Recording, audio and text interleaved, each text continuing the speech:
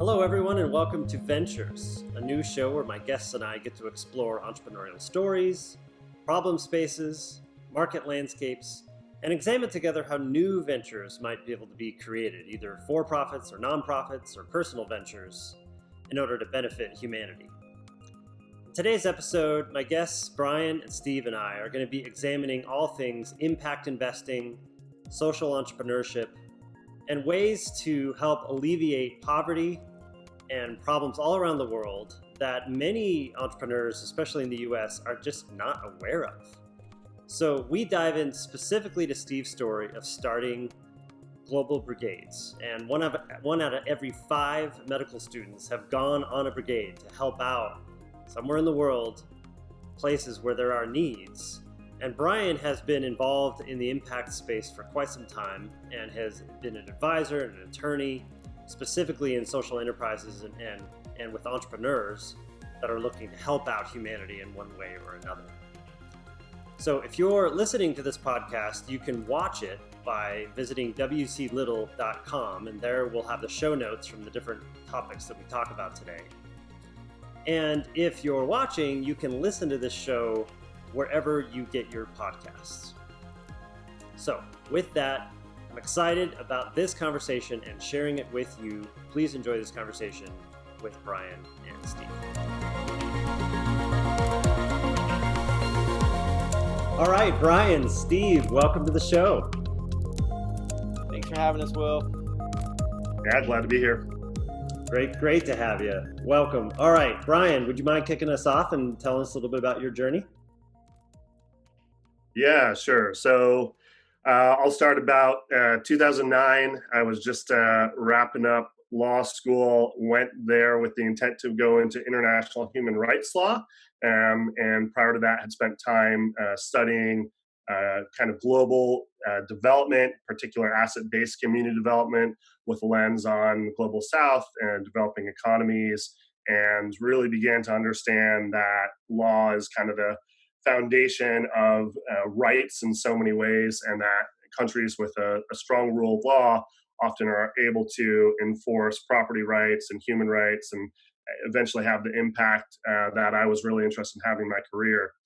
So went to law school with that intent, took my first few international law courses, human rights law courses, and found myself absolutely terrifyingly bored.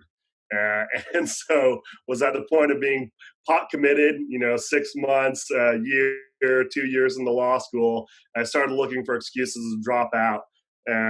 So at the time, Demetri Martin was an up-and-coming comic. He had dropped out of NYU Law School. I thought, I need something like that. He's got the great story. He dropped out of law school to become a comic.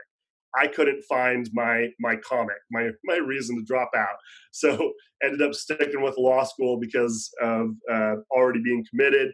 And my last year on a whim took something called the Community Development and Entrepreneurship Clinic. And that was where they matched law students and MBA students from Seattle University, where I was attending, with local entrepreneurs who had received microfinance investments in the Seattle area. So these are primarily immigrant entrepreneurs who are launching really kind of small businesses that will obviously have a direct positive impact if successful on their family and then ripple throughout their economy. It became very clear that this had immense opportunity to create a really positive impact for folks. And even better, I absolutely fell in love with supporting entrepreneurs. So I loved their creativity, their passion, their reason for doing what they were doing, and found myself so excited to come alongside them and see how I could support them. So 2009, graduated law school. At that time, there was about 600 individuals who passed the bar with me that year in Washington State, and about 60 entry-level attorney jobs. So we were just far enough past 2008 that they had more or less laid off everyone, that they weren't sure whether or not they were going to be able to keep on, and nobody was hiring.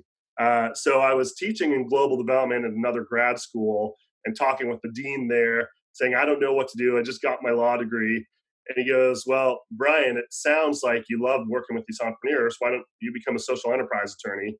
And I said, there's no such thing. And he gave me a knowing look and kind of said, well, should there be? And so without having a clue what I was doing, started a law firm and basically said, hey, I'm a social enterprise attorney, and then braced to see whether or not anyone believed it. And timing was very lucky. I think that's one of the main lessons that anyone who has a modicum of success in business can attest is timing is absolutely essential and hard to do. So at that moment, there was not a lot of folks who were positioning themselves to serve companies that were looking for more than just profit, that they were purpose driven companies who were looking to achieve some social or environmental purpose in addition to generating profit. And because I kind of carved out that niche and started creating blog posts on it and started presenting webinars on it, I quickly was able to attract some absolutely fascinating clients that I felt completely out of my depth in providing counsel to, but managed to figure it out as I went and built a great practice serving some really impactful investors and startups. So I've always been on both sides of the equation, helping investors think through how they want to measure the social and environmental impact they're aiming for with their dollars, whether they're really established organizations or individuals just moving into the space. There's such a spectrum of from, on one end, market rate investments where all you care about is maximization of profit, private public equity, and then you kind of move all the way down the risk side and then over on the kind of below market rate investments all the way down to grants. I don't consider grants necessarily impact investing because you're not looking for an expectation of return. So for me, impact investing, and everyone has their own definition, they tend to be broad, is when an investor is looking to generate a financial return or at minimum a return of capital alongside the intent to achieve some social or environmental objective. So basically did the law firm for a while, found myself spending most of my time advising my clients on business and strategy items and not on legal stuff. So I'd spend 4 hours working on a client and then look and say, really ethically, I can only bill them for 20 minutes because, 3.5+ hours were spent on things not really directly related to the law. So I got kind of jealous of my clients and wanted to be able to support them in a different way. Sold my law firm, and in 2011 decided to move into more of a ecosystem support role. And at that time, launched a physical gathering space in Seattle for social enterprises with the goal of kind of making Seattle the global headquarters of impact investing and social entrepreneurship. Thought we were incredibly well positioned in Seattle to do so, given the high education levels, given the global connectedness that so many folks already have, and given the charitable nature of the city, along with the technical and business acumen. And also launched an accelerator with a partner that ultimately became Fledge.co, which is now a global network of impact accelerators around the world. And over the 10 years since then, have continued to support really early stage social or impact entrepreneurs and investors who are trying to help them do what they do in the world and make a positive difference on lives through market-based approaches.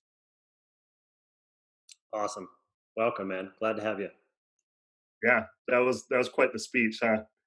That's great. A lot to unpack there, and we'll dive into nuances of that. But Steve, welcome. You want to tell us a little bit about your story?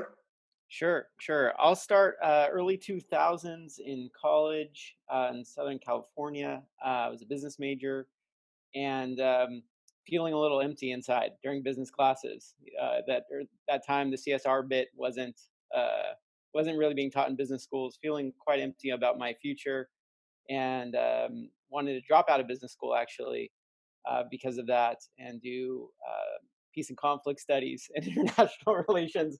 That didn't go over very well with my parents. They asked me, they said that I could stick around and pick up another major, spend another year in school, study abroad, do all that, but I had to finish my business degree.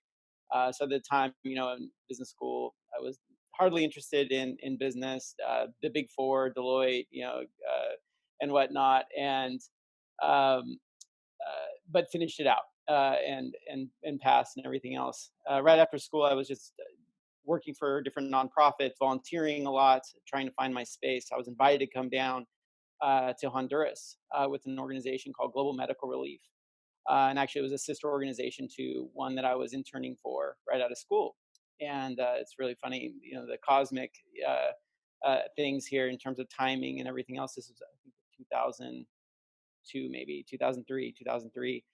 And I was kind of on my way to pick up pick up renting a tuxedo for a wedding, and I got a phone call saying on that for that same or to get measured for a tuxedo. And on that same weekend, a good friend was getting married, and from that same weekend, I was invited to got a phone call as I was going to say, "Don't get a tuxedo. You need to go to Honduras with us." To help us launch this program. It was some friends and colleagues out of Marquette University that was doing this one of their first programs in Honduras, and they're like, "We need someone that has a business background to join us and help us launch this nonprofit that we're doing." And I'm like, business background. I'm like right out of school. I'm like, I'm not really even studying business anymore. I didn't anticipate to apply that. I was applying for jobs and went down to, but you know what? I was like, all right, literally turned my car around, said, I'm going to do it. Let's go. And when I was in Honduras, I got to meet some of what the co-founders of what ended up becoming Global Brigades. Went down there and started working, and was really just inspired by this group of students and this partner organization in Honduras that was doing straight medical relief in really remote, under-resourced communities in Honduras, and getting a sense for both the assets and the needs of those communities, and just remembering the lines of hundreds of people that were in line for medical attention and access. And so it was just really super inspired by that interaction. And then I remember asking my friend Duffy and Sheethel, two of the other co-founders of Global Brigades, was it really hard to recruit the students to come down and participate in this program, because it was students from Marquette and doctors that were either affiliated with the school and raised medicine, and it looked like they were spent months and months planning. I was like, was this hard to recruit? They're like, no, we had 200 students on our wait list.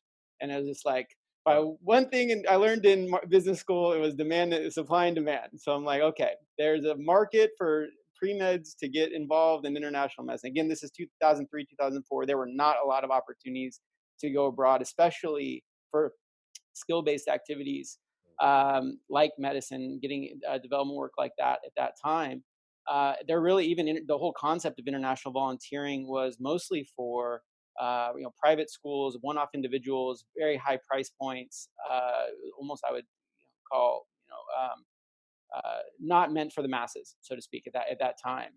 And so having those conversations, we decided that there could be something replicable for other schools and other student leaders to take onto their campus. And so we got really excited that week, and it just so happened on that week too, I had one interview with Deloitte planned, and the only time they can do the meeting was while I was in Honduras. So I remember at that point, cell phones and international wasn't great, so they literally had to drive me 2 hours from where we were doing our medical brigade in this remote area to this municipality where they had a phone, and I was able to do my interview with Deloitte. And I ended up getting a job at Deloitte. Based on that interview, because they thought it was really cool that I was in Honduras doing that work, and began a career at Deloitte in marketing and corporate social responsibility, and at the same time volunteering and working and helping on the nights and weekends, getting Global Brigades going with the other co-founders. And so Deloitte essentially was the funding source of keeping me, employed and be able to pay rent and be able to work and set up Global Brigades. And so for that first year, we went from one school doing medical relief work to 3 schools, and 3 schools to 15, and 15 to 30 the next year. And we kind of just had this exponential growth curve. Skip forward 5-6 years, 4 years really, to 2008, 2009.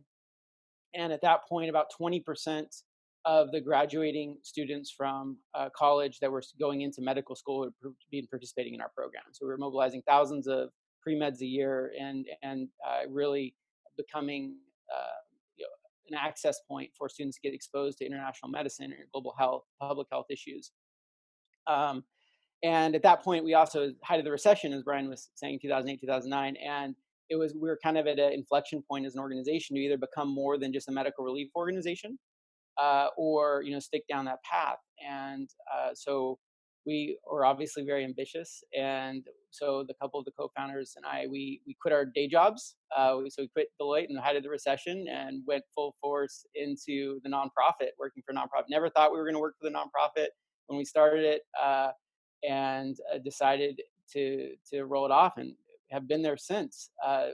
Basically, at that point on, when we left, our jobs really were working to develop out an integrated community development model, or what we refer to as our holistic model, to do more than medical relief, to really address the systemic issues that we'd been seeing for all those years that we were just doing medical relief and listening to community partners, and slowly building out programs that complement each other. Really getting involved in the first thing, obviously, that that had been, as a business, someone in business, uh, really addressing the root causes of the poverty, and really identifying the lack of banking infrastructure in communities.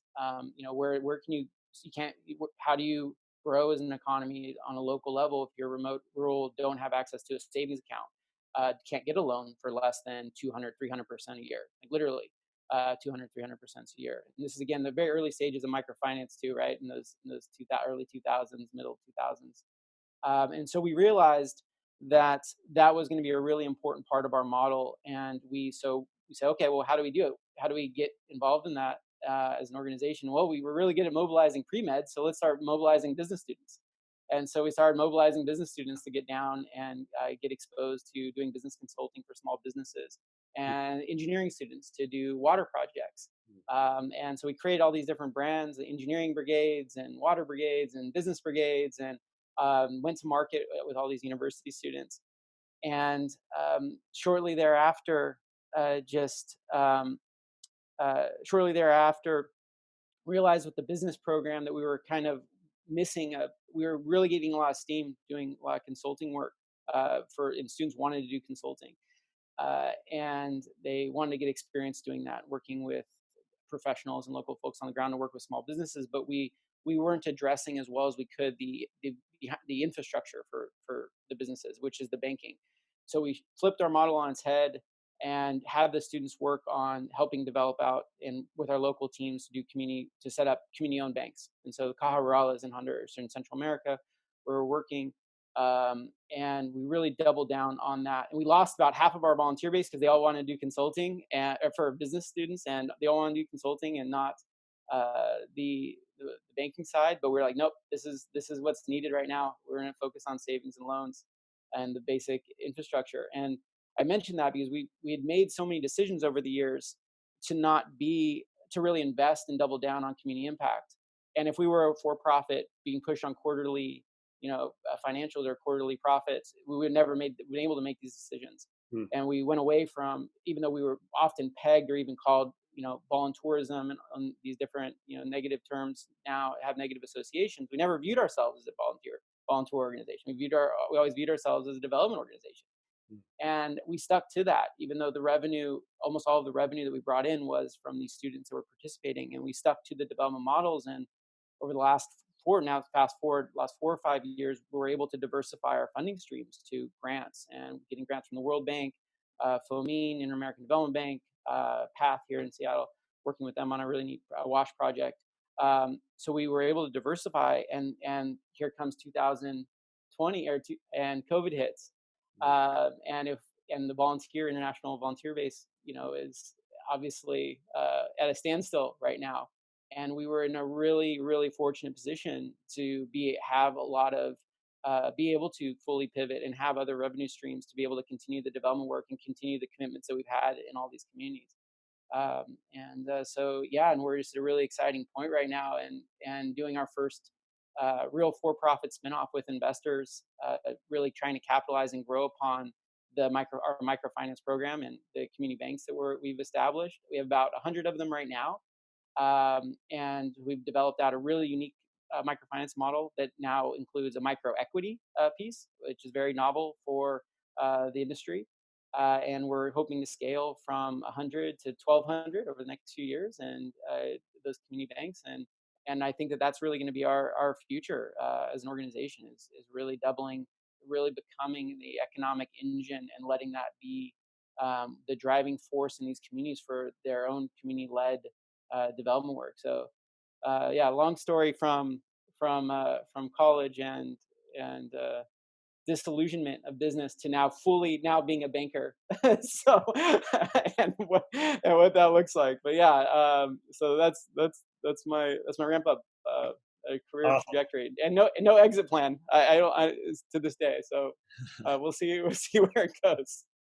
Well, that's great. Lot to dive into there. Appreciate the both of you teeing up your stories there.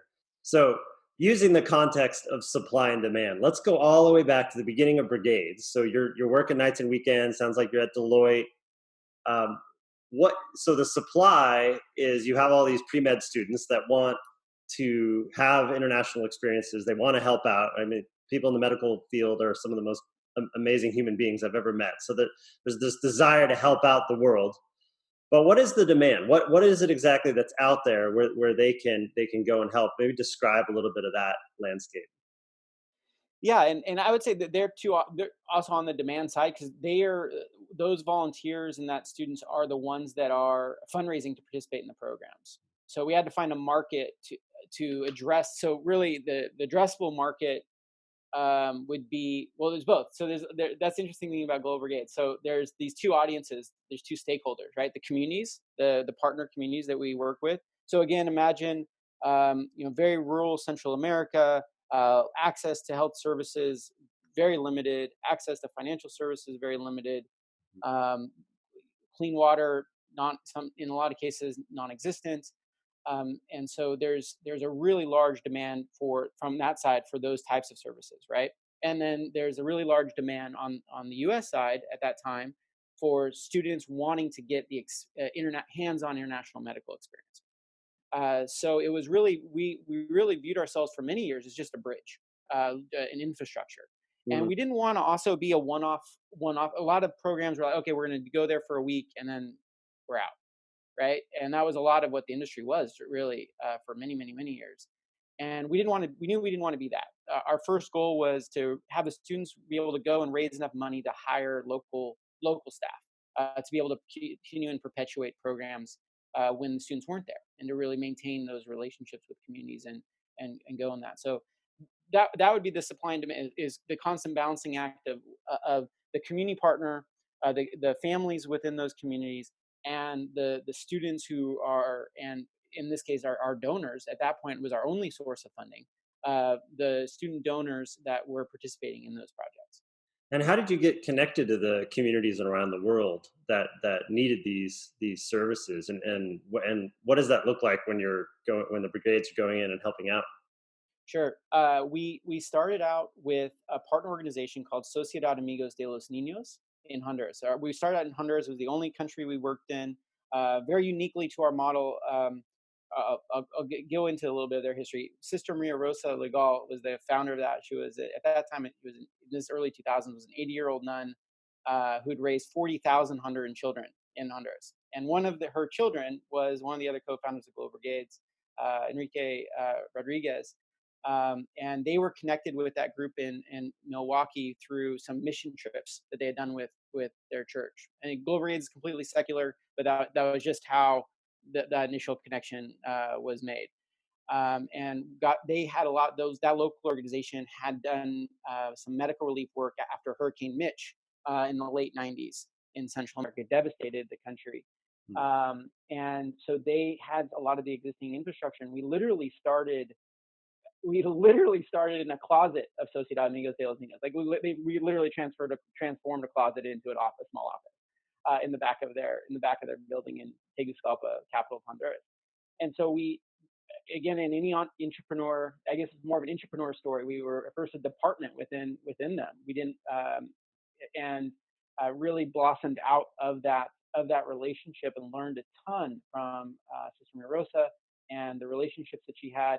And so whenever we went to a new country, we started through partnerships. We later developed a bit of a model, like we know what we're looking for, we know how to approach communities, we know how to identify community leaders. We can work and partner with community. We had a demographic of the type of community that was the best fit for our model, and then approached those communities and made sure that there was that mutual ownership and there was a match. But we really, without that initial partnership, would have never been able to be introduced to those communities and develop out our model, and everything else. And yeah, and she, just for reference, she's still taking. She actually just survived COVID. She's 90 years old. She just survived COVID. Was in the hospital. We thought we were going to lose her. She just made it last week. She is. I mean, talk about miracle people. Like just the energy, but um, going through going through that channel and forging relationships with people that have those on the ground works, and then building your on the ground infrastructure first, prioritizing that. So we've never had an office in the United States. It's 15 years later, we've never had a physical office. We've only had physical offices in the countries that we work. 90% of the employees that we hire are from those local countries that we work, and that is our work. So we've always built those networks. They come with the people that we hire come with a lot of community partnerships and community relations. And a lot of our programs obviously have developed out of their brain trust. And so the programming was developed locally.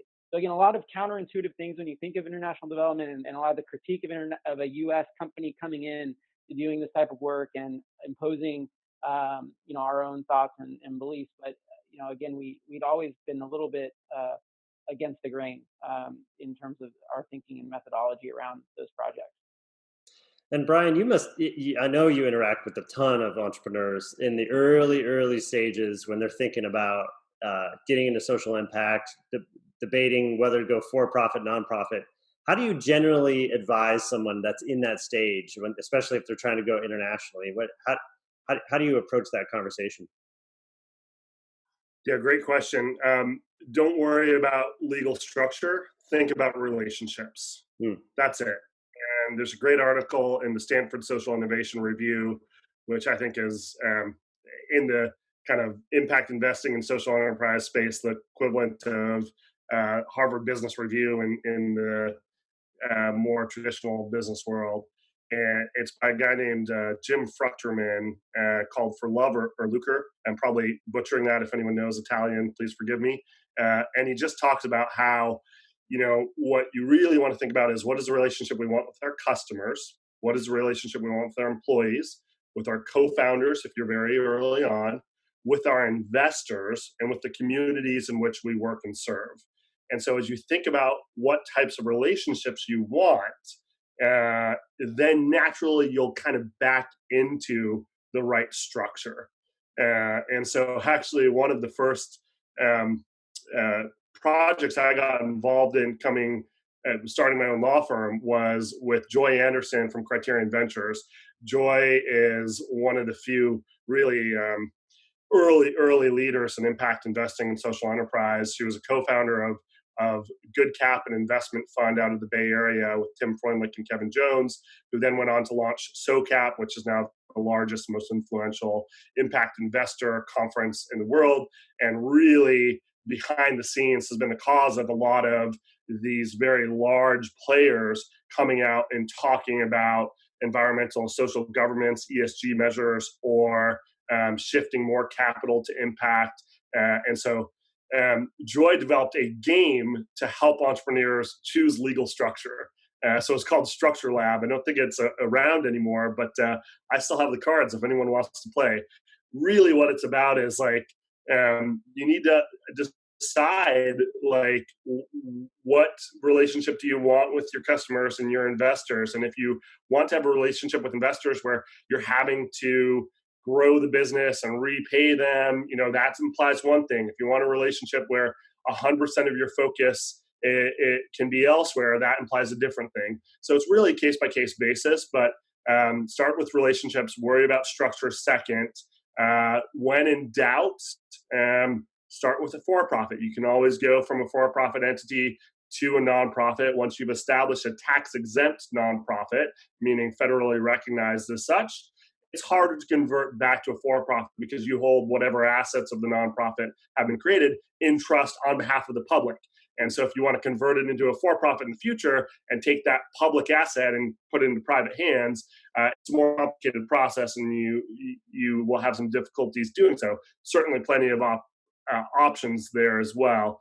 But, I think just going off what Steve was saying for a moment, one of the things that so attracted me to Global Brigades and Steve and his co-founders, and really part of kind of my life mission is Steve came out of business school and decided to design for the rest of the 90% of the world, right? So much of the products and services built are really for 10% of the world. We've got, 7.8 billion people on the planet now, soon to be 8 billion. And around half of them don't have access to basic bottom of Maslow's hierarchy of needs: food, shelter, clean water.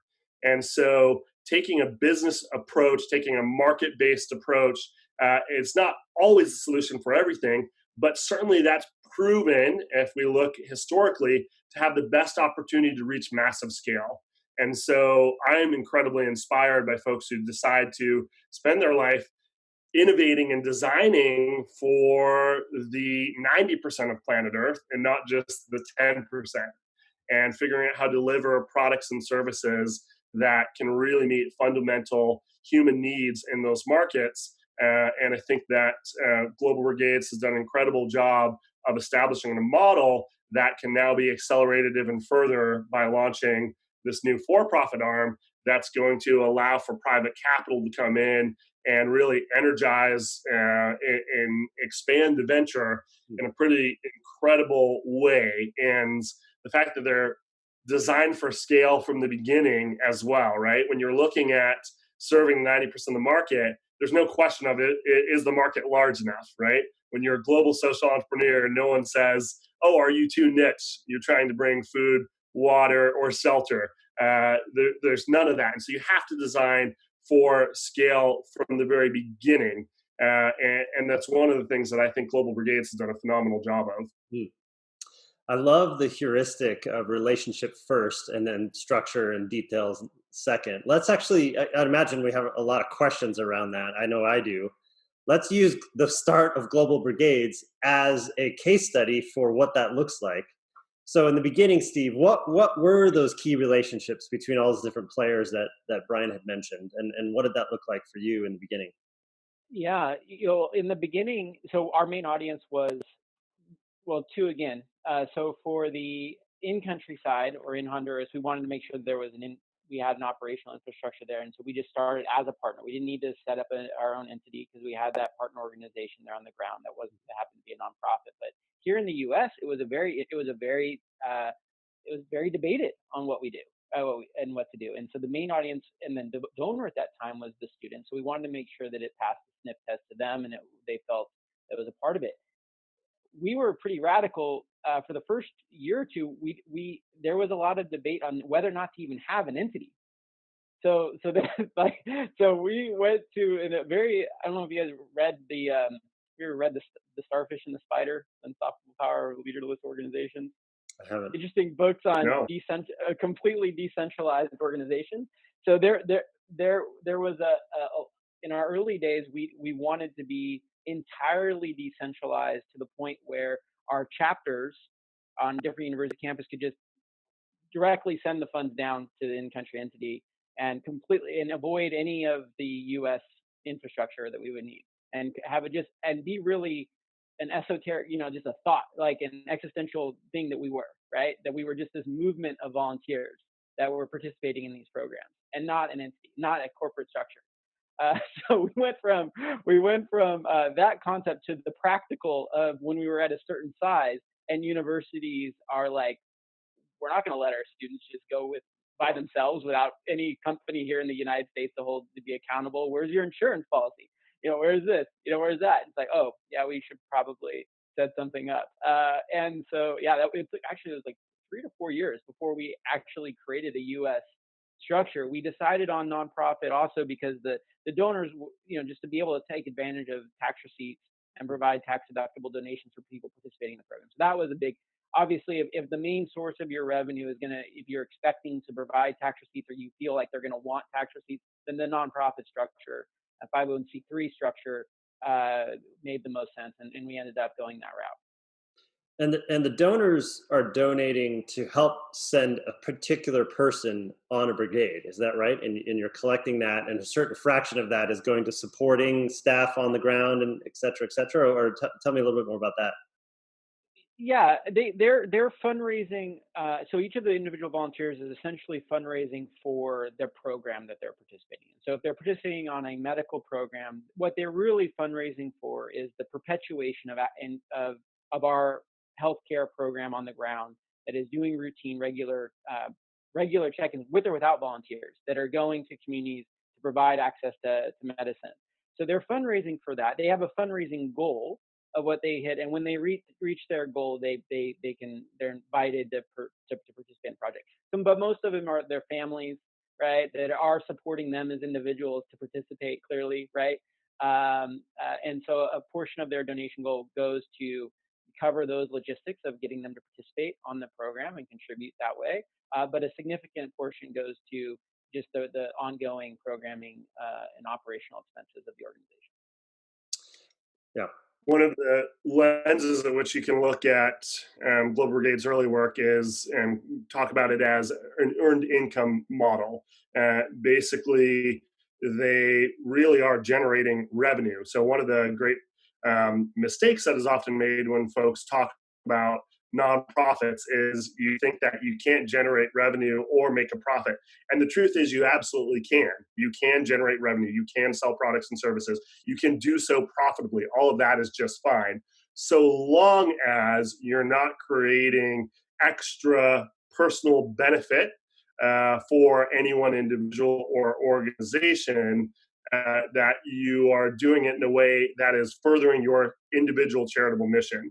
So while many nonprofits would be incredibly jealous of the fact that Global Brigades has this structure, because they're not reliant on giant grants and donations to maintain the core operations. Now, certainly they've done a phenomenal job of attracting some incredible grant partners, and maybe we can talk a little bit more about how there's been millions of dollars from the UN and other funders that have really done the market research to enable them to now pivot and launch this new for-profit, and de-risked it for the potential investors into the new company. But in terms of earning revenue, earning profit, it all comes down to, is it furthering your charitable mission? And could a business do it? Would a business want to do it? And if you're really doing the same thing a business does, when you start looking like a business, sounding like a business, talking like a business, then the IRS starts getting some question around whether or not you should be able to maintain that charitable status. So the legal technical term is related versus unrelated business income. So related business income is where the income is directly related to your charitable purpose. So all of the income that Global Brigades receives from the students who are fundraising to go on the trips, and then the students are, in some sense, customers of Brigades. They're paying Brigades for the experience of going on the trip. That is related business income because it's furthering the charitable purpose of doing both personal empowerment, education, transformative experiences for the students, as well as the development work that is being done in the villages that they partner with and go to. Hold that up against, for instance, like the Girl Scouts. Think about the fact that they sell cookies to make money to come in. Well, there's lots of companies that sell cookies. Should the Girl Scouts be allowed to do that and call that income related? Well, they could call it unrelated business income, and that's okay. You can actually have income to a nonprofit that's not related to your charitable purpose that you pay taxes on. So nonprofit can pay taxes on part of their income and not pay taxes on other part of their income. However, at some point, generally, my info is a little old. There's probably new rulings, but when it's between a third to half of your incomes coming from non-charitable related sources, then the IRS is going to start questioning your tax exempt status. In the case of the Girl Scouts, the reason why they've been able to justify it is they don't sell cookies to make money for the enterprise. They train young women to become empowered business leaders through selling cookies. So that's how they relate it to their core charitable purpose. So there's a little bit of art there when it comes to thinking through these issues, but there's also a lot of flexibility. There's very few things you cannot establish the right structure to do. So as one example, the accelerator and kind of investment fund that I helped start over a decade ago, just about a decade ago, Fledge. Fledge makes investments into for-profits and has pioneered what we call revenue-based impact investing. And so we'll invest first money in generally to a very early stage social enterprise on a global scale. A huge number of our investments are in East African companies related to food scarcity and food supply chain. And we take equity, but then we actually have that equity be bought down by the business, by the entrepreneur out of their revenue. And so we are able to recycle our capital out and then reinvest it in the next company, whether or not the original company we invested in has an exit. So it allows us to have a different time horizon and a different appetite. In the VC world, you're investing in 10 companies. You're hoping one, in an ideal world, 2 of them have a 10x event. The other 8 are going to turn into zombies or go away entirely, and you make all your returns off that. We're investing in 10 companies and saying, do we think 8 of them can make sufficient revenue to repay us a 3x return on our initial capital out of that revenue, whether or not they ever have an exit? And do they deliver on a social environmental objective that meets us and our funders' goals? Fantastic. That's a great investment for us. So it really allows for a completely different hypothesis. We spun up a nonprofit that serves to support the for-profits with charitable funding. And so we do what's called fiscal sponsorship. So oftentimes investors will write a check into the company and then make a donation through the nonprofit that's earmarked for a certain part of that for-profits work that is charitable in nature. And so they actually can both make an investment, get some equity, or revenue-based redemption rights, and make a donation to get a tax receipt and further the dollars of their investment. So you have to do it really well. You have to have a smart attorney guiding you in terms of the ethical and legal things. But really, you can structure utilizing entities to do just about anything you want when it comes to donation versus equity versus debt. There's an absolute world of opportunities for both entrepreneurs and investors.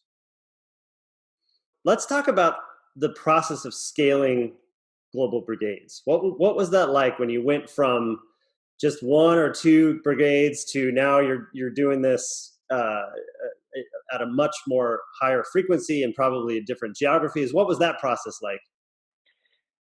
So that was a really interesting process in terms of, again, such a learning opportunity too. So there were, how do we describe? There's a lot of pressure in our industry to offer, if we were just being an international volunteer organization, there'd be a lot of pressure on having many countries to offer, right? Because people, I want to go to, China, I want to go to India, I want to go to this. And we had to make first a conscious decision on the ground, say we aren't going to scale into many different countries. We want to scale in countries. Because it's like, okay, why would we leave, Central America, for instance, or even Honduras? We'd have to, if there's still thousands of communities that have the needs that we were talking about, and still thousands of community partners. So our thinking was always, let's build the in-country capacity first, to be able to scale thousands of volunteers to a singular location. And when we maxed out, it was maxed out from airports not having enough flights into Honduras, not community partners, as in terms of the logistics of our limitations. And so we focused on that, and that was a really great competitive. Later became one of our biggest competitive advantages to help us now, when we start thinking of scale, getting into thousands of communities in the same community. Because literally nobody before that, and even to this day, I don't think is sending thousands of volunteers to a singular country in the industry. And so that prepared us. From a student side, we were in the right place at the right time. We had a great partner that was from Encuarta, was a graduate school advising company, and he was going to talk to different pre-meds all over the country to tell them how to get into med school, basically, and would go and this, some kind of pre-med boot camp, I think is what he called it. And they would have these day-long sessions of how to get into med school, and at the end of his speech, he'd always give us a plug. He'd always be like, hey, and getting international medical experiences would set you apart on your resume. And this is again before 20% of everybody was doing it, but yes, it was a really neat competitive advantage for them. And so literally every time he would go, he would get half the audience, I want to go to Honduras or Nicaragua to do international medical, and he literally just forward those leads to us, and we would take them. And then my last year of Deloitte, they let me work from whatever Deloitte office in the country that we'd have. So I just had to plug in. That was the only deal. I had plug in. So I literally we had no we barely didn't have a U.S. entity at this point, so there was no expense budget. So I was literally going around couch surfing. I don't know if you remember the old website. I think it has a different connotation now, but couchsurfing.com in its earlier days was literally, an avenue that we literally was sleeping on different couches all over the country and going around and the workday plugging into the Deloitte office, and the evening giving a speech at a university, mobilizing students. And so we got leads of word of mouth. It's also, interestingly, we were combined with really the rise of Facebook on university campuses in the early 2000s, right? So Facebook was like one of the primary sources for our growth. These students would go, they'd post their pictures, their friend from the UK would see it. And the UK would reach out to us, say, hey, we want to start the Global Brigades UK. So we fly out to the UK, set up the Global Brigades UK, Ireland, Canada, and start building out these leadership teams of mostly, recent grads or even students, helping them create a nonprofit in their country, and it being an infrastructure for the chapters on their schools. And now we're in, I want to say, 400 universities across North America and Europe, and growing with that, and have those, and really institutionalized clubs on campus, which has really helped us weather COVID. Is we're not dependent on trying to recruit individual people to participate in this program, and then they're not interested, but they are able to continue dialogue and continue educating their volunteer base, their members, their colleagues and students about issues of international development, issues of global health. We can hold virtual conferences and keep them engaged even during COVID. And that's been a huge competitive advantage for us. And what are the common types of stories? So the student goes down or goes somewhere in the world. How many different countries, by the way, did you scale to now?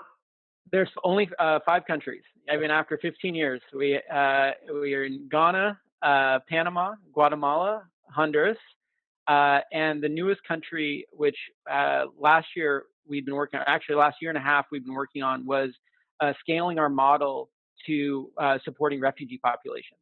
Completely creating a different type of model based on our holistic model to work in Greece. So we're actually worked in before COVID.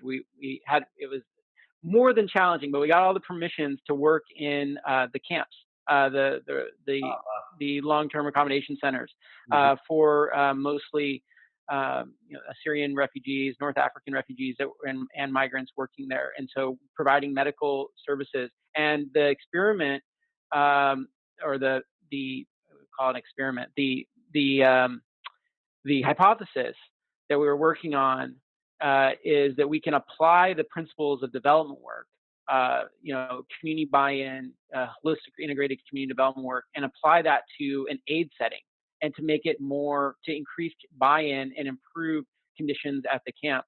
And then that's never really we have not seen that done in the refugee setting. It's always been just a handout, and it's just relief work.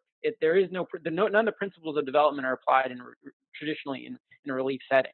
So we wanted to flip that on its head and really take a lot of the learnings from that. We were invited by the UN Office for Migration and to be able to be invited into the camps to implement those models. And we had literally in March, we had almost nearly 1,000 volunteers signed up and ready to participate through the summer, and then COVID hit and we had to cancel all the trips. So that was going to be our first big year that we're now obviously having to push back.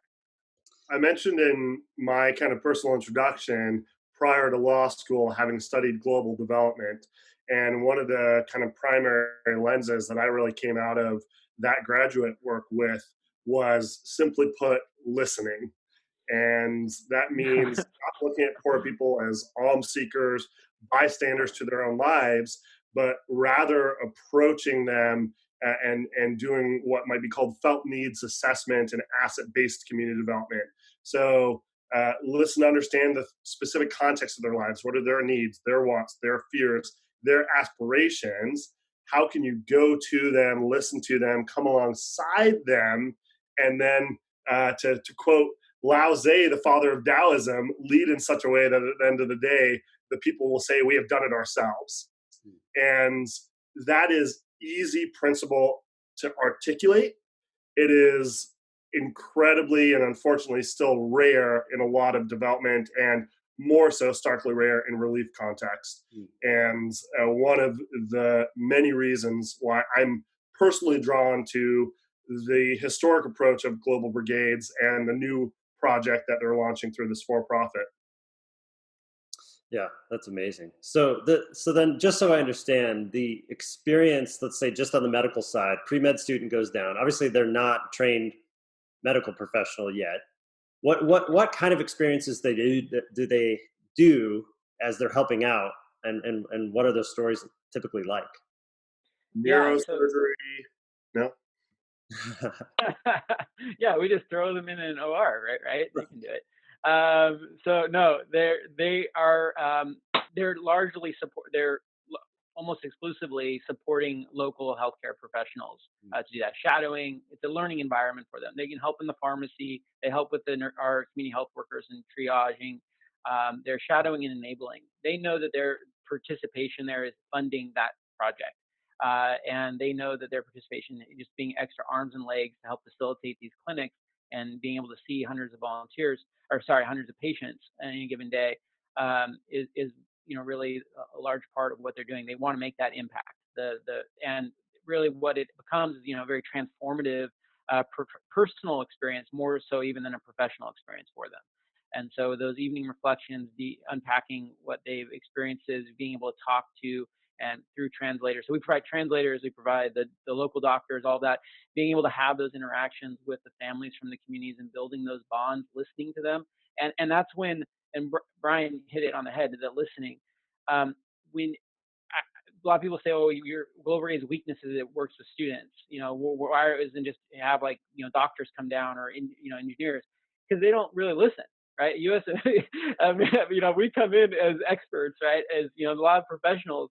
A student, the best part about being a university student is you want to learn. You come down largely humble and want to know what it's like to live in these communities, to learn about their practices with an open mind. They're not coming with a prescription. They're coming to learn, and we came in with that mentality. And so because we had this earned income model, and going back to the structure, because we had a ton of flexibility to just listen to the community. Oh, you're drinking from a river, you want to help us raise money for a water project. Well, we didn't have to wait to get to position ourselves as a water funding organization and be limited to the scope of we're going to do water projects. We just used the funds from the medical programs to build water systems with the community. And that enabled us, that earned income model enabled us to not be myopic in just being a medical relief organization, but created a diverse funding pool to address various needs in the community. Whereas most organizations still to this day are not set up to give integrated community development dollars. It's still set up to be, we are focused on health. We are focused on economic development. We're focused on, but the systemic issues and the reality in rural communities is more complex than that. It's a system that you have to address. It's things that have to happen in a regular time. If we really are trying to alleviate poverty, it's education, it's access to water, it's access to banking. It's not just malaria medicine and malaria pills and nets. It's not just an eco stove. It's a system that is that a cycle of poverty that exists on many facets. Unless you look at it holistically in an integrated community way, you really are spinning. You're a hamster spinning a wheel. So as you scaled out then to engineering brigades and business brigades, what were those experiences like for the students? Similar, or in what ways are those the same or different? So the thing is, basically, we really try to make everything skill-based or skill-developed. So the business students would work with small businesses from that community and helping develop out business plans, helping them fill out their loan applications. So we will go in first to set up a community-owned bank. So that's really the crux of everything, is these community-owned banks.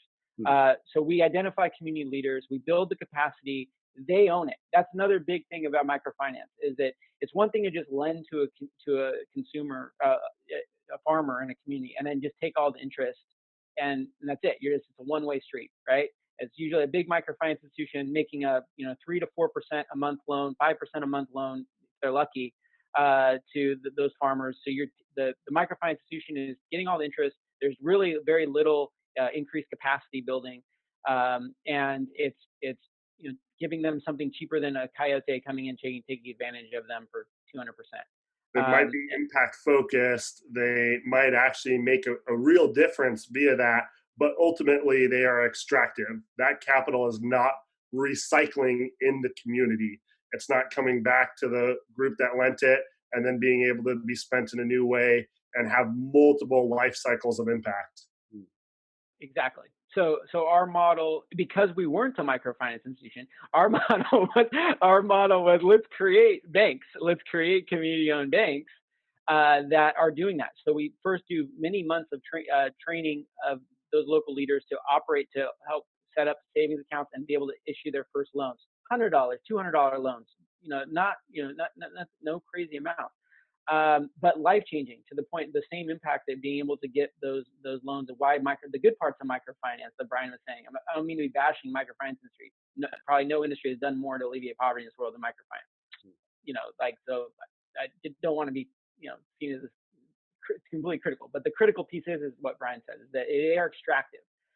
So this model keeps those funds in the community and recirculates those funds. So we will lend to the community bank. The community bank can then lend to its members, and it's like a cooperative, basically. Imagine a co-op of 20, 30, 40 community members, largely women, as are 90% of our community banks in Panama are just ran by women, and indigenous women actually in Panama. Amazing results. 0% default, and they can recirculate those funds, pay us back on whenever loans that we're providing them, and keep the majority of that interest in the community and to be recirculated. So the students, sorry, I checked it. We went in a little bit of a circle there, but it's really important to know that what the infrastructure is, because from there, engineer, right? So going to your story, an engineer, if there is a banking infrastructure, we can do design a water system with that community. And the engineers are designing the water system, and the community bank acts as the funding mechanism for that. So we can then give find capital that acts as a loan, largely subsidized sometimes for water system. But we can give a loan to the community to build their own water system instead of waiting for charity for a charity donation for a water system. They can get loan financing, long-term loan financing to do their water system. So the student engineers would come, they work with our local engineers, design a water system. Then we try to go out and find matching funds and other government funds for a portion of it, local community funds for a portion of it, and then loan capital for the other portion to actually build an entire water system for our community. But that backbone is finance. The backbone is the market-based social enterprise. It's not a charitable donation. And then, Steve, if I understand correctly, once you've helped design and build that water system, you're basically establishing a new social enterprise to a degree. That functions as a utility, and the beneficiaries, individuals who have the pipes come to their house, are paying monthly fees to access the water, the same as many of the listeners in the U.S. pay their monthly utility bill. Is that correct? That's exactly right. So we form a local water committee that essentially becomes that business, and then we're involved as well in helping build the infrastructure. But yeah, it's all market based. That's the point. Is that all of those solutions have market based principles behind it, and they become little mini social enterprises. That's amazing. So let's talk a little bit about you have an established nonprofit and you want to start a for-profit out of that. Maybe Brian, do you want to tee up just structurally how you advise people through that? And then I'm curious to get specifically into Steve's story here. Sure. So it's pretty simple. When we say nonprofit, I'm thinking tax-exempt IRS approved nonprofit, generally 501c3. There's a ton of different flavors. We'll go with that one, which is what Global Brigades is set up in the U.S. as. And so a nonprofit is able to have equity in for-profit. That is no problem whatsoever. So actually, whether it's a foundation or which is a private charity, or a public charity such as Global Brigades, they can invest in the stock market. They can have wholly owned subsidiary entities. Everything's possible there. You can't have ownership of a tax exempt entity. So the nonprofit cannot have shareholders. So you can't have a for-profit that owns a nonprofit, but you can have a nonprofit that owns a for-profit. And so it really depends on the goals of the for-profit. Typically, when a nonprofit is looking to launch a for-profit, it's because they've developed some earned income model that, one, either puts their tax exempt status at risk. So we talked about earlier, they are doing things that look really similar to what a for-profit business might do, and they are at risk of that income being viewed as unrelated to their charitable purpose. And so they could form a for-profit, they could keep 100% ownership in the tax-exempt entity and pay taxes at the for-profit level. Not surprisingly, that's so much of what it ultimately comes down to is the IRS wants taxes where they think they deserve taxes. And so you can more or less wash the money. It's very legal laundering, right? So you can run the money through the for-profit subsidiary, and then once you pay taxes, 100% of the dividends can go to the nonprofit. That's absolutely fine. You could also set up a for-profit subsidiary and then sell equity in that for-profit subsidiary to private investors. So you don't have to maintain 100% ownership. And so long as you are meeting your obligations, your fiduciary obligations to the nonprofit, which ultimately, are you furthering the charitable interest of the nonprofit, their goals, and are you doing so in a way that does not create excess benefit for the individuals doing it, right? So, for instance, what would be ethically and legally frowned upon, I'll put it lightly, would be if you gathered a lot of charitable dollars, use those charitable dollars to then spin out a for-profit entity, and the board of directors became the actual primary shareholder, so the for-profit entity that was financed originally via the charitable dollars, and then they extracted that capital to them personally. However, that's not to say that you cannot have directors and officers of a tax-exempt entity become shareholders of a for-profit subsidiary, but you need to do so in a way that makes sure they are not receiving excess benefit from the use of philanthropic dollars. So, for instance, if they're investing in a for-profit subsidiary and they're investing and getting the same equity back that a completely independent investor is, that's a fair establishment that, hey, this is a market rate investment. There's no special benefit to the fact that they're a director officer. There's a lot of nuances there. And again, a good attorney can help you walk through how you can set up independent committees to review it all and really fall into some safe harbor rules within the IRS so that you can successfully mix public and private interest. And in many cases, that's actually ultimately beneficial because so much of it does come down to incentive. And if you can incentivize folks the right way, legally and ethically, you can ultimately set up longer term, more sustainable, more successful endeavor, but deliver even further on the charitable objectives of the parent nonprofit. So I didn't talk a ton about the different hybrid structures. There's 10, 20 different ways it can be set up. But the main thing is to know that there's no issue whatsoever with a nonprofit owning, investing, having shares in for-profits. The only thing the IRS ultimately cares about is that public dollars are not creating private benefit. And if they're being used to do something that looks like a business, that the income from that business is getting taxed. That's a super helpful educational background. Yeah, I know that's great. Thanks for sharing that with us. So, Steve, do you want to talk about the for-profit that spun up? What is that story? How's that going? Obviously, COVID. It sounds like all that played a part. I'm curious to learn more. Yeah, no, and Brian's been working on this with us, and this is our first time. This is our first. This is the first we've mentioned it externally. So this is the debut of Eskala for the for-profit, and it goes back to what you were talking about earlier in terms of audience, like in terms of identifying, are we going to set up a for-profit?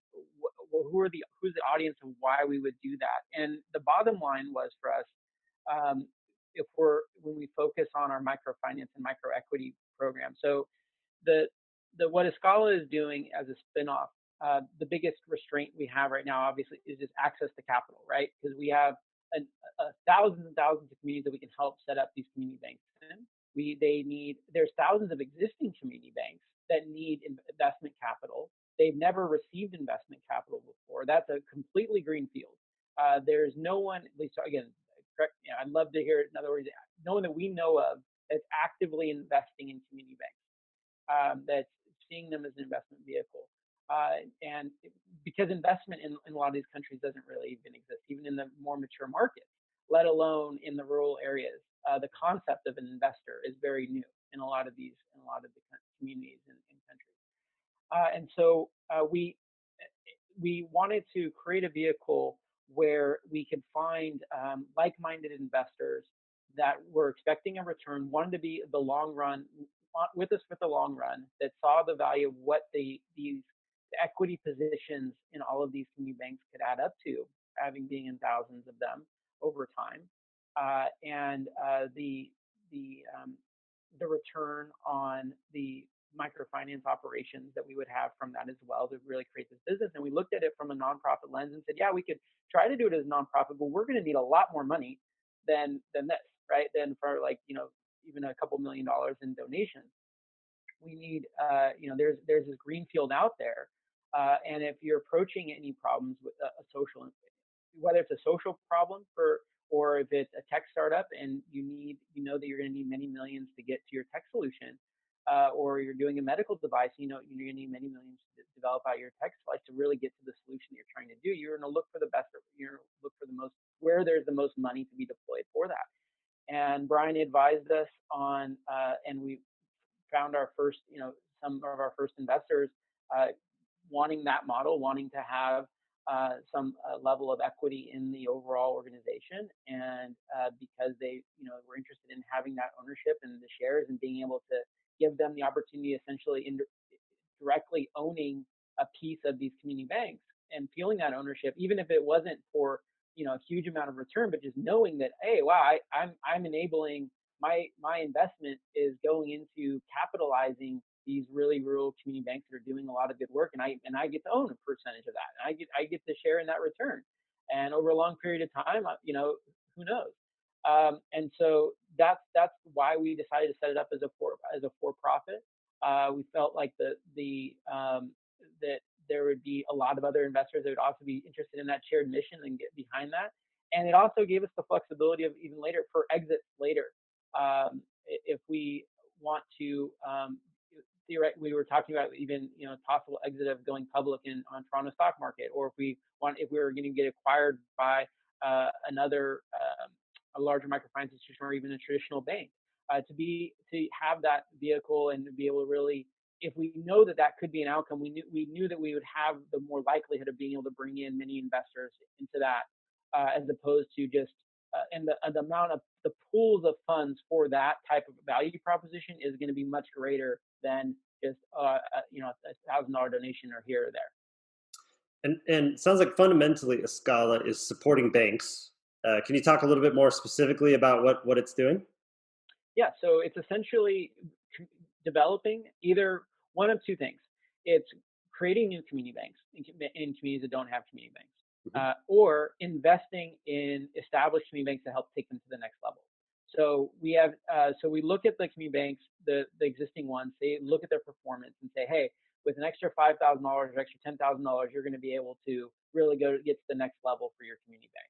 And then we'll negotiate with them terms of the equity into their bank, and be able to make that investment into them. So and that again is very greenfield. There's particularly in Honduras, where there was a government initiative many years ago to create literally thousands of them that have really fallen by the wayside because there was no equity from the government. It was just what's their incentive, right? We did it, we crossed it off our list, we built all these community banks, now what, right? This is a marriage. We succeed. The principles of Eskala is true partnership. We succeed as a business when they succeed. is the true equity position. It's not I'm going to just give them a loan and get my interest from the loan. It's we're going to succeed when you succeed. And that flip in mentality was a really big, really big difference of what Eskala is doing, as opposed to the traditional microfinance model. But we do have a traditional microfinance model on the flip side, where we are lending to them as a community bank, and then they can then lend to the community, just because they have to have extra sources of revenue, of income. So we're on Kiva, so we're a Kiva partner. So that's been one of our largest sources for loan capital in the past, and we expect that hopefully we can continue utilizing Kiva for that. Kiva.org, tremendous organization for donors across the world that are making loans to enabling microfinance, and has been doing well even throughout COVID. Just incredible organization. And so because we're a community, we've been filling our Kiva loans like within the same day. There's been as we've been posting them, we know that there's that demand, and we're getting some of the capacities of some of these community banks. So we wanted to make more community banks. So the other side of it is making new from scratch, going into communities. So with the goal that all of these communities, either through us or through our blueprint, we're enabling each rural community that we're in the countries that we're working in to have access to these community banks, because we feel it's a basic human right. It's a basic human right to be able to have a savings account, to be able to save, to be able to have access to a low interest loan, to be able to invest in your business and actually have a business, and not be just to be in a position of exploitation from whoever's buying your say if you're a coffee farmer, and to just be able to, the only person that you can negotiate with a loan for is the person buying your coffee, and have to pay 200 to 300% interest to them. So we believe it's a fundamental right to the livelihood, and as such have as ambitious of a goal of, if we need to, be the ones in the market to creating thousands of these community banks with this model, in addition to investing in the existing ones. And what does the regulatory landscape look like in these countries? Is there much regulation? Is there anything resembling any kind of FDIC type support, or probably? I'm just curious to learn more about that. Yeah, there is, and it differs per country. So right now we're focusing on Panama and Honduras as the two we're putting the most of our energy in, and those two have very different regulations around it. But in Honduras, there's a vehicle called an OPDF that can allow you to help set up savings accounts and provide loans. You can go that route, and so there is a legislation around that, and be able to do that. We opted actually just setting up as an informal lender, and that's even as a private lender, and that those restrictions were even less. We didn't want to immediately be the ones in control of all of the savings accounts. We'd rather just continue decentralizing that to the community banks, at least the scale that we're currently at. The administration behind all that is a lot more. So you can be a private lender and lend directly to community banks, and as any institution can be a member, basically any entity can invest in the community banks. There's a cap in Honduras, so any one entity can't have more than 10%, but a combination of entities can own up to however many. And so our target goal is usually between 30 and 40% equity stake in the community banks. We want it to be community owned still. We never take more than 50%. It has to still be majority owned by the community. And so we just work within those legal frameworks. And then there's different benchmarks of how much money the institution has to have in order to be a lender.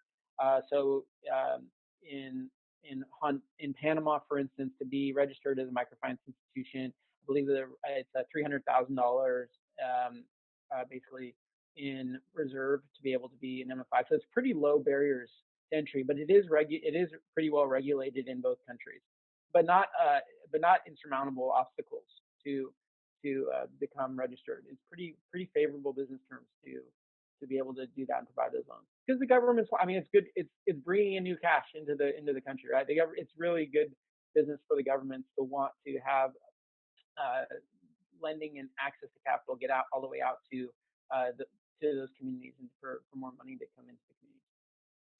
So for all the budding entrepreneurs, social entrepreneurs, investors, donors that are interested in what are the new opportunities? What are the different problems that still need to be tackled to help out? I'm curious how you would advise, like if you could clone yourself 100 times, what different things would you tackle, and where are the opportunities for people to come in and help out? Brian, I'd be very curious to hear your perspectives on this, but I think it's still very much basic needs. I mean, there's so much. I think that we get really fancy in trying to create a lot of solutions that are still very in need. Like, I mean, if we need more organizations doing water, we need more organizations doing microfinance, we need more organizations doing access to healthcare. What I think the difference is, I think we need more organizations that can be innovative and do it on a cost recovery basis and not on donations. I think we need more market-based solutions for these problems, and to make it affordable for that client, and start viewing them as clients. I think the mentality has been off for all these years. It's like they're going to be the beneficiary. There's a big switch, right, in our head when we start viewing them as clients versus beneficiaries. We need to view them as clients. We need to develop products that they want, that they find value in, that they're willing to put money behind. If you have to subsidize it just for it to work, and can find donations to be able to subsidize, that could be the only solution in some capacity. But for the most part, and example, like our sometimes just a latrine, and this is the most unsexy development project ever, right? But latrines are still widely needed, and for open defecation, it's still a huge public health problem in the bulk of the world. And there's nothing sexy about it, but it's needed. And the reality is, a lot of that does have to be subsidized because latrines are expensive, and a family doesn't have a few $100s to invest in that.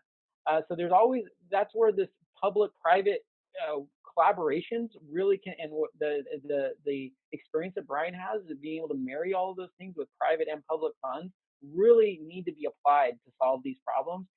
I don't think it's a pure for-profit play or a pure nonprofit play, to me, is not going to work. It has to be a mixture of funds to be able to make it affordable, to still make it market-based, and to scale at the rates that it needs to alleviate poverty.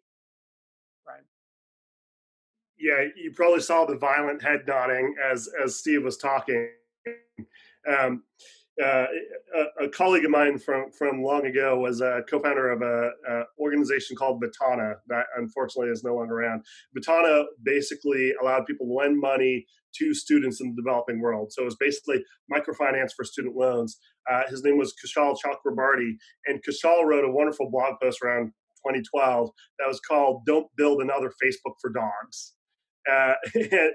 His point was, we need to see so many more folks who care about entrepreneurship, who care about technology, and who want to go out there and create and build, to focus on design for the 90%. And a lot of what I've said during this session is more or less directly pulled from another author and thinker, Paul Polak. Paul's been incredibly influential in my thinking. His book that I would highly recommend if folks are at all interested in the work of Global Brigades and the philosophy Out of Poverty by Paul Polak, I think is one of the most interesting books out there. And he lays out 8 principles, and he actually has another book called Design for the 90%, which is kind of that call of like, hey, basic water, food, sanitation, shelter are needs on a global scale, and need market-based solutions that are designed for ruthless affordability, that are absolutely obsessed with last mile distribution, radically innovative, massively focused on scale, really thinking about not just how does this impact 50,000, 100,000, 1 million, but tens of millions of individuals, and market transformational. So, or even market creating, right? I would say what Eskala is proposing to do is really market creating.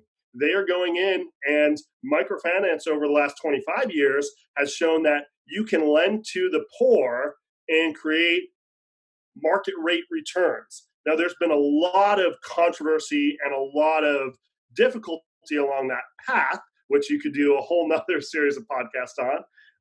But now there's a lot of folks who are interested over the last 5 to 10 years in sustainable livelihood development. Another amazing Seattle-based organization, Unitas.vc and Capria.vc, really were at the forefront of transforming and proving that you can bring banks into the microfinance space and didn't just have to be a charitable effort. And now for the last 10 years have been focused on sustainable livelihood development, which I would say fits within what Steve and Eskala are starting to do. And so, yes, I think focus on the basic needs. There's no need to get super creative here. There's a lot of unsexy basic needs that are massive markets that aspirational entrepreneurs can come into. And if they truly view the individuals as customers, not aid recipients, that mind shift really has an incredible trickle-down impact on everything else. Because then you'll think about aspirational branding. That's another one of Paul Polak's big points, right? Don't presume that you don't need branding when it comes to serving the poor. Then they'll think about ruthless affordability and how to bake in a generous profit margin that they can take in selling products and services to customers to then be able to finance the growth of the enterprise and repay investors and access the trillions of dollars that exist in the investing world as opposed to the millions of dollars that exist in the philanthropic world. Yeah, and I think that's where it can get sexy. Is that where the innovation is, as Brian is alluding to, where there's obviously the capital, as he most alluded to, but the innovation is how do you make it affordable, right? Like that's where technology and innovation is taking these very basic needs. That's where there's a lot. It's infinitely complex and it's infinitely simple, right? But that's where a lot of the sexiness comes in. Is if you can give me a really affordable, effective latrine, I can use that, right? And not just our company, right? Like or our organization, but the market is so big. Even if there's 100 companies doing it really well, there's going to be room in the market for more, because you're talking about billions of people. I'll tell one quick side story. Company I mentioned earlier, Fledge, a social enterprise accelerator that I helped start a decade ago. We invested in an entrepreneur who had launched a company that he called the Obama stove. And where he was operating in Africa, the folks were incredibly excited about Obama becoming president of the US. So it was basically a synonym for hope. So he was kind of selling Hope Stove, but they called it Obama Stove. He didn't actually name it that way. Folks just started calling it the Obama Stove, and eventually the name stuck. They've continued on, and I don't know the latest numbers, but at one point were probably producing more clean burning cook stoves in Africa than anyone else. And what's phenomenal about his story is he had come to the U.S., gone back to his village, and seen that it had just absolutely suffered deforestation. And he had all these wonderful memories as a child growing up in Africa, playing in the trees, and really hit him to see like what happened to all of them. And he talked with his family, talked with his friends, and they said, well, we use them for fuel, for firewood. And so he started looking at that more and saying, well, gosh, aren't there other options? Oh my gosh, look at all the incredible negative impacts of relying on wood burning fuel for powering lights and for cooking.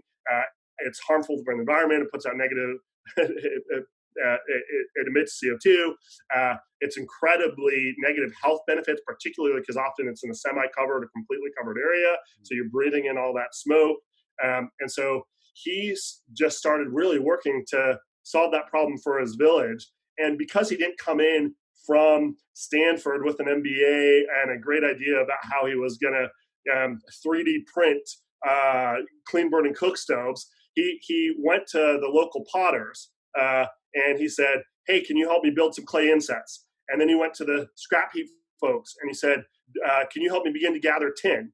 And he set up this informal network where basically folks knew his address at the warehouse and what his price he would pay for the different components of a stove, all sourced from things that existed in the community. Because if you 3D print a stove and ship it over. What happens when it breaks, right?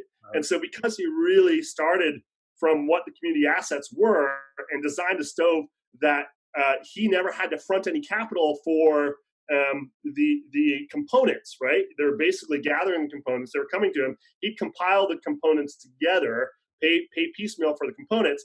And then he similarly built this incredible distribution network focused on last mile distribution. And the distribution network was like this. It was a drug dealer approach. Someone would come to him and he'd give him the first taste. Take this stove, go out and see how much you can sell it for. They'd go out, they'd sell the stove, they'd come back and say, okay, like, yeah, I made some money. What's next? And they say, okay, now I'll sell you this one for $4 US.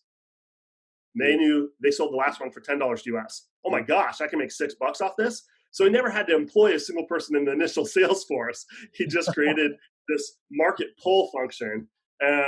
And so, I think those are the type of stories that really embody some of these principles we're talking about. Ruthless affordability, absolute focus on the individual as customer, aspirational branding, Obama stove, total innovation, thinking about last mile distribution, thinking about ruthless affordability, thinking about decoupling scale and expense. He didn't need to get a ton of growth capital, right? He was able to basically have the revenue and the distribution network fund the growth. And so there's hundreds, thousands of similar stories out there that are incredibly inspiring for folks willing to investigate a bit further. Wow, that's amazing. Yeah, no, this has been incredibly informative. Thanks to the both of you. Last question, where can people find more about you online? How can people help? Maybe Steve, let's start with you. Yeah, happy to. We're looking for investors and or donors. So Global Brigades is still a 501c3 nonprofit. So if you're interested in getting involved from a foundation or donor side, globalbrigades.org is our website. And my email, and if you're interested in the microequity and microfinance Eskala, we are trying to launch at least a coming soon website here this week. Again, I said it was early, so you can just email me at steve@globalbrigades.org, and I'm happy to loop you in and get to know what you're interested in and see if it's a match. But we really are in that process right now of raising money for it and looking for like-minded folks. Awesome. How about you, Brian? How can people find you? So we didn't really talk about it, but most folks listening to the podcast will know Will through Proto Studios. I'm actually a venture partner at Proto Studios, so you can find me at brian.howe, H-O-W-E, at protostudios.com, or just ping Will, and eventually it'll find its way to me. Awesome. All right. Well, gentlemen, this has been extremely insightful and informative. Thank you very much. Appreciate you having you on the show. Thanks for having us, Will. That was fun. All right, a couple quick things before you go. Number one, I have a general newsletter where I write about health science, emerging technology, software development, startups, and a variety of different topics that we talk about on this show. So you can visit wclittle.com and hit the subscribe button, or you can actually subscribe to specific topics that you care about most.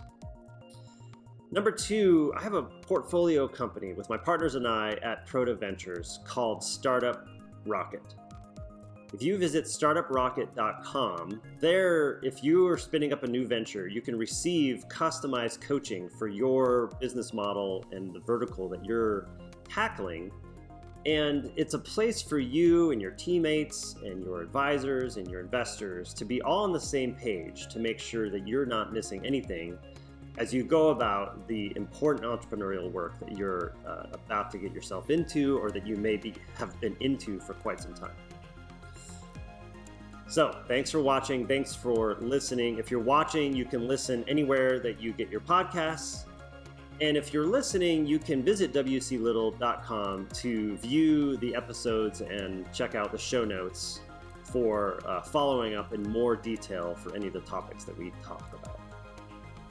And if you wouldn't mind leaving a review anywhere that you watch or listen to this show, that would be super helpful, help get the word out, and helps other people consume and interact with this content. Thank you.